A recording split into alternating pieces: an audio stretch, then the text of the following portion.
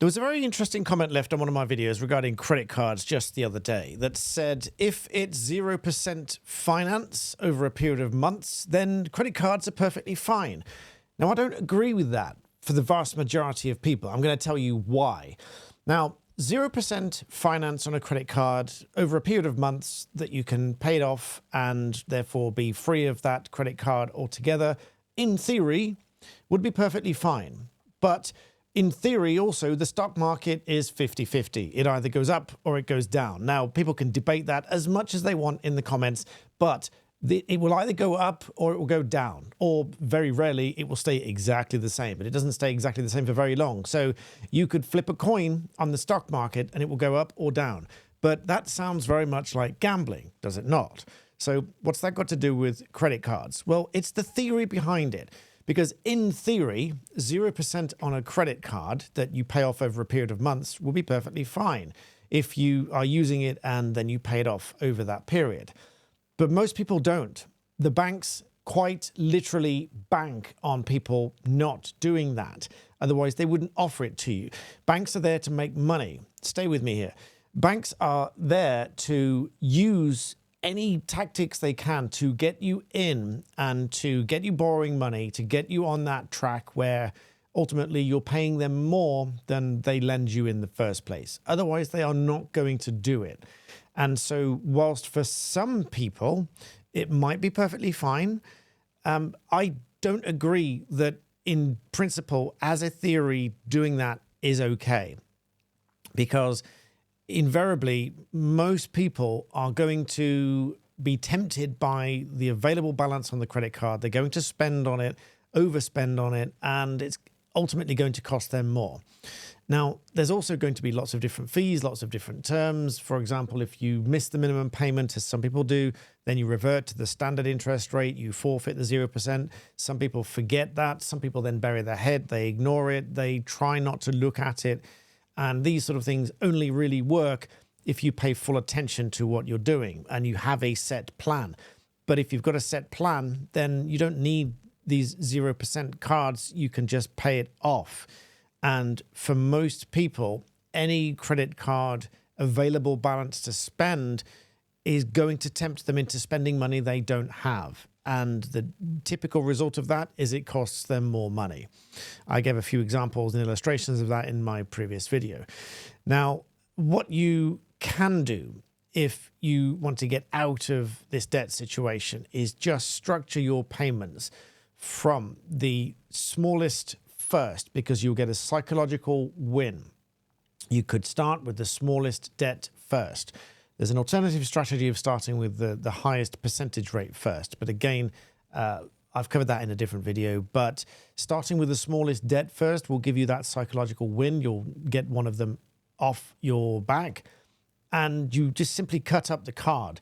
You eliminate the card, you eliminate the risk, you eliminate the temptation, and that is then gone. And then you start with the next one and the next one, and then eventually you've stayed on this plan and you become debt free. Then all of the money that you earn is then going into building wealth, which is what we're here for on my money channel, as I'm going to call it, to help you build wealth. The only real way of building wealth is to get rid of your debt first.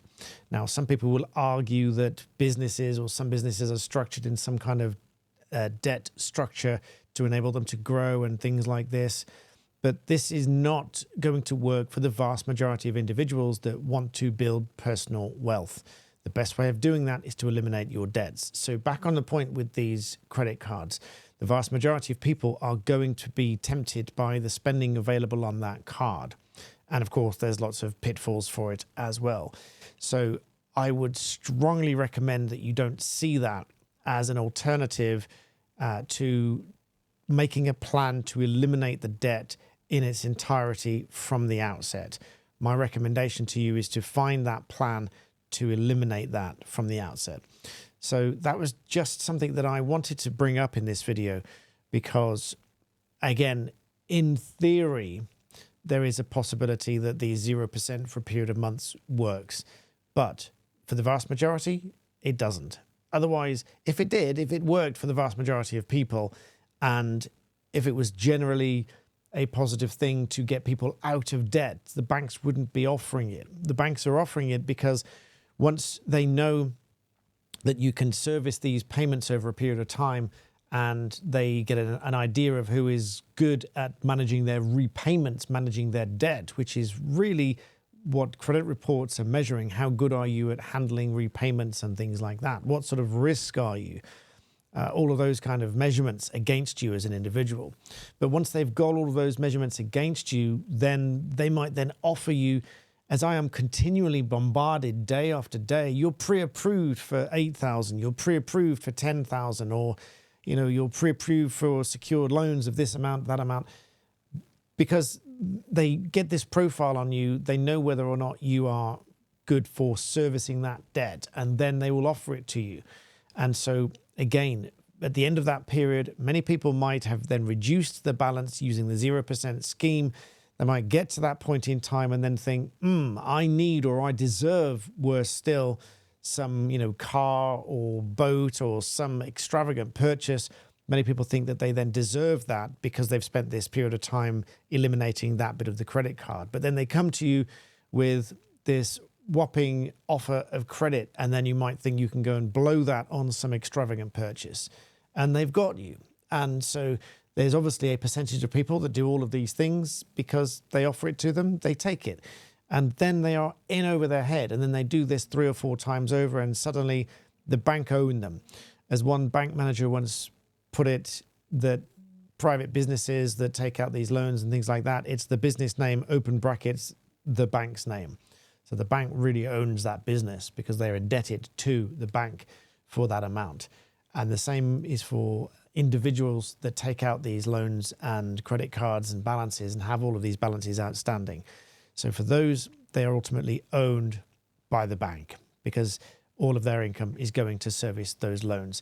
And a final sort of red flag warning, if you like, that I've heard years ago when I did finance training, and I did all sorts of training, insurance training, mortgage training, stockbroker training, all sorts of different things, before eventually going into law and business and so on. So one of the things that people would often say is that they wouldn't be able to run their lives and they wouldn't be able to survive without their credit card every month. They need that to top up, even if it's £200 or £300. They say that they need that credit availability to be able to run their lives and to pay for those extra little bits. But I would challenge those people to say, find it somewhere else. If it's a car payment, get rid of the car, get a cheaper car. And even if it means losing money on the car, it's a short-term loss, but you're fixing the monthly problem, which then can be pushed back into getting rid of this debt. So if you get rid of the monthly cash flow problem, which is caused by a car, I suspect so many people that have these luxury cars just simply shouldn't, on paper, really be able to afford them, because in their mind, they can afford it because they meet the payments. But actually, if they need a credit card to pay for other things on a monthly basis, then they can't really afford the car. So my suggestion would be get rid of the car. You can come back and buy it later in cash when you feel that you can. But I've often said, if you can't buy it in cash, you can't afford it. And even if you're servicing those payments, if you then are pushed to rely on credit, then that is a strong red flag that you can't really afford the thing. So as harsh as this might sound, some of these videos might come across harsh to you. These are real life experiences and conversations I've had with people. Another one was with doorstep lenders. Some people said they had to rely on doorstep lenders. These are unregulated, extremely high interest rate, illegal, very often, lenders that come around and lend people money, even £50, and then they pay it back at £70 a week. And then in the end, they're paying hundreds, if not thousands of pounds for something very small. Huge red flags. So don't rely on these 0%. They sound excellent deals at the outset, but as I say, the theory might be sound, and many people will argue and struggle to argue against the theory. But most people, the banks literally bank on most people not following that through. and they end up in more debt than they were in the first place. Much like lottery winners, they win millions and then they end up in more debt than they were to begin with. It's because they haven't changed their mindset and their attitudes and their patterns and their relationship with money. And until you change those things, you're never going to eliminate debt and you're never going to build true wealth.